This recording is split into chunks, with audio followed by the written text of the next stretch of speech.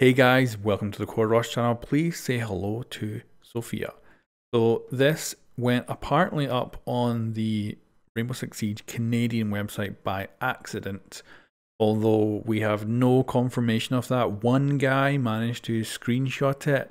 It's a bit fishy, but if it's a fake, it's exceptionally well done. So there's a lot of information in here, so we're going to go through the whole lot, and if it ends up being fake, that's fine. But if it's real, obviously this is our new Polish attacking operator for Rainbow Six Siege, who we will be able to play on Monday, which is exciting. So first off, let's take a look at her gadget and loadout.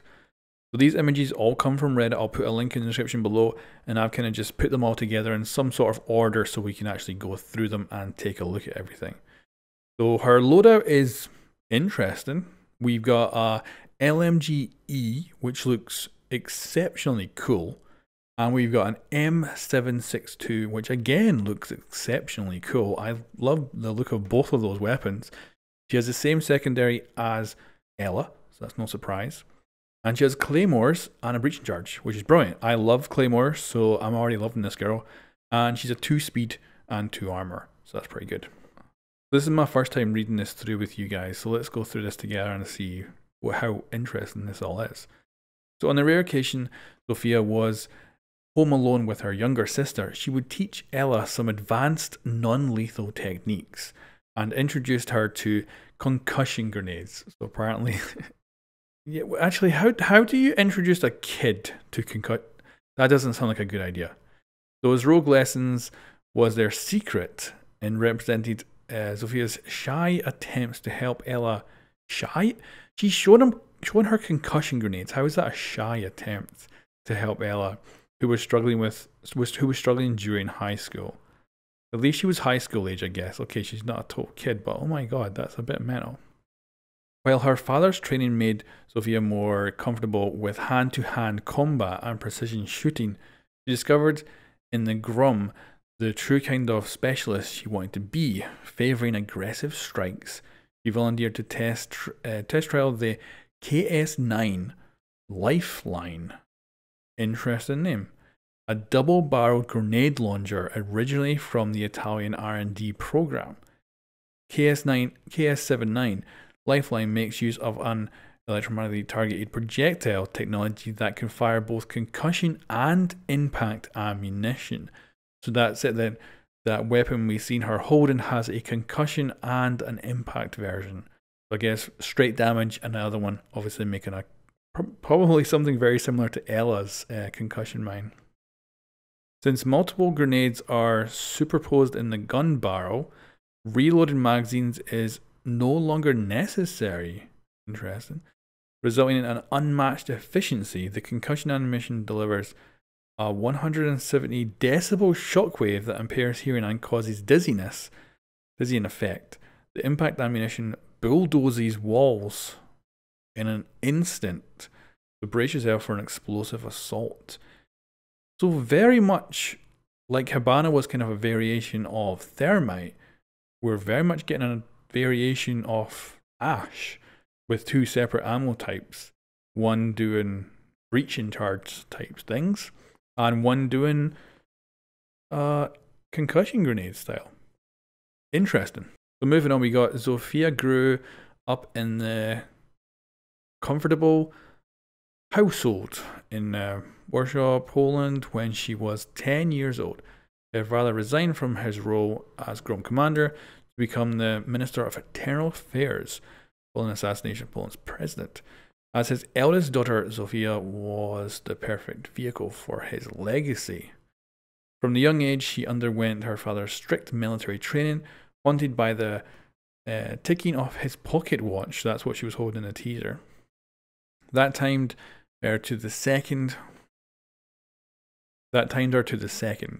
While there were moments when she wanted to rebel against him, she also found comfort in the simple black and white form of validation his system provided. Her lifelong goal became reality when she passed the selection to join Grum. Her aspirations originated from the powerful moment in her childhood, when she attended the funeral of the President of Poland. During the ceremony, she admired the solemn look of the Grum specialist conveyed and pictures of herself dressed in the iconic uniform. Then we've got a little bit of text missing off the top there. Let's just move on. We'll go to the next morning. He led Zofia to a shooting range where he had at least 2 stray dogs. Wow, where he had leashed 2 stray dogs to a target post. Wow, this is really... He's shown her concussion grenades and now the father's going to get her to shoot some dogs, I guess. Jesus. I still remember when my father said to me that day, "Your decisions will determine the rest of your life. Leaders learn to make the hard ones quickly." He took out his pocket watch and timed me. Damn. One of the 2 dogs was sick, and Zofia had to end its suffering, but which one? My father was not teaching me right versus wrong. He was forcing me to make a decision between life and death in under 2 minutes, and shoot with conviction. If I had any doubts, I'd end up injuring and torturing the dog. What the fuck? This is mental. It was a price to learn the skill necessary to survive any peril and withstand dangerous situations. Her eyes locked on target and she pulled the trigger. The heavy weight on her chest seemed to lift in that short-lived moment as she caught a glimpse of how strong she would become. Damn, that is dark. So let's move on to the next bit. We've got resilience. Among Zofia's most notable exploits was a rescue operation in Guatemala, codenamed Red Agatha. Pretty cool. A disastrous tropical storm formed a sinkhole in the middle of the city, swallowing an entire neighborhood. Zofia was deployed to protect a team of engineers examining the perimeter. During a sudden landfall, she hitched a child over her back and ran to the ground. Ran as the ground disappeared below her feet, or under her feet. The kid clinging to her back, and she gripped the edge with her bare hands for the next half an hour as she hung over the abyss. Half an hour. Oof. To reward her special ability to withstand hardship, Zofia received a medal and was promoted to 2nd lieutenant. Throughout her experience, Zofia forged a second family overseas to have more impact. So in Ella's quote, she does talk about Zofia being a family or starting a family, and that slowing her down. That matches up perfectly to the quotes we've already heard that are actually in the game now. To have more impact in the field, she learned to trust her squad mates with her life, reconsidering the cruel lesson from the events of Lakeland. Far away from her father's brutal training, Zofia let down her walls, developed close ties for the first time. She met her now husband in a rogue operation. This still has some proofreading obviously to do. That's, you know, considering it's probably not supposed to be out for another week or so. Not a surprise. In Mali, where they both mistook each other for hostiles.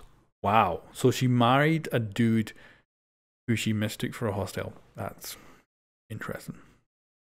Then we have one bit left, which is loyal. At the peak of her career, Zofia flew back to Poland for her wedding ceremony. While she intended the event to be private, her father turned it into a marked celebration, reuniting the crowds of politicians who took power after the assassination of the Polish president. Zofia was shocked to see 2 former suspects among the crowd, embraced warmly by her father. She left the party early, feigning illness.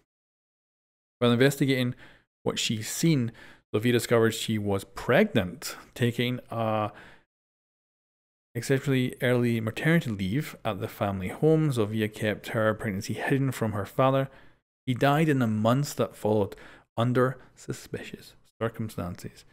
The birth of Zofia's daughter has been a profound effect on her, igniting a new and cocoon with her family. A need to cocoon with her family. But Ella ignored her sister's attempts to reconnect. Zofia returned to Grum soon after hearing that Ella would pass the selection as a civilian, except Expect for her attempted to reconnect with her sister via kept her distance with everyone else.